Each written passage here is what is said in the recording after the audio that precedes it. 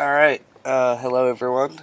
I'm Benjamin Bales. I'm a freshman here at Clemson. I major in biology, and I attended the religion student dialogue. The one that's Are You There, God? Um, it's a dialogue on religion and spirituality. Um, so I just thought that one looked the most interesting to me, decided to go to that one.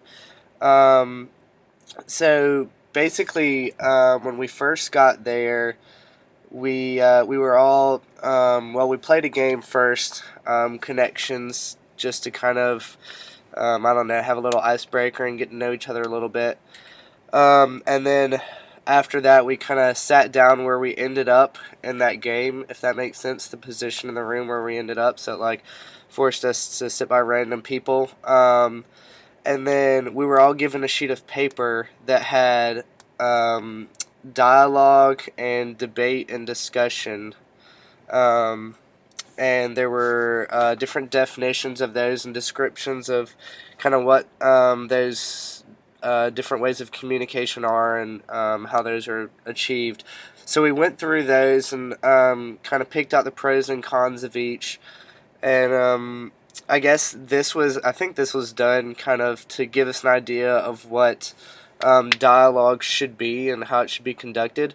I mean, I think it was useful to help us kind of understand like how we should conduct ourselves and how we should try and stay open-minded to other people's ideas.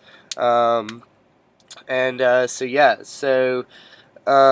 after that, we were kind of split up into smaller groups, and we were each assigned a certain religion. Um, and for that religion, it was like groups of four. We were supposed to write down different stereotypes about that religion and assumptions that people make about them. And just kind of what people might immediately think when they think of that kind of religion. So after everyone had done that, we started going around the room, and after when it would come to a certain religion, the people in that group would tell what the different stereotypes they'd heard of was, and then from that we would have kind of a open discussion, or better put, a dialogue. Um, Throughout everyone in the room, and people would talk about what they thought about that, and whether or not they thought it was true, or if it was a misconception or something like that. But really, we just got through about two or three because we spent so much time on the ones that we were on. I think we started out with atheism, and that one was really interesting, because obviously atheism there's a lot of hype about it, and people have a lot of misconceptions and just a lot of questions about it and don't really understand, what exactly atheists believe. And it was really interesting because one of the leaders for the dialogue was actually an atheist. So it was kind of cool having someone there who could answer our questions, and who could tell from personal experience whether some of these stereotypes were accurate, and just kind of give us a better understanding of it. So I really enjoyed that. I thought that was kind of interesting, and there was no, of all the different religions that we discussed, I don't think the people who pertain to that religion took any offense to anything that was said, any of the misconceptions about it. And there were a lot of honest questions being asked between different people, um, but I don't know. It was just cool seeing that everyone really came out of their shell a little bit, I think, and was really engaged in the conversation the whole time. And it was a cool experience. I think everyone benefited from it. Um, so, did we achieve true dialogue? I would say that we did. Just because I don't think that there was really anyone there who was just absolutely stuck in their ways and trying to force their ideas on anyone. I think everyone was pretty open minded and pretty accepting of what other people believed.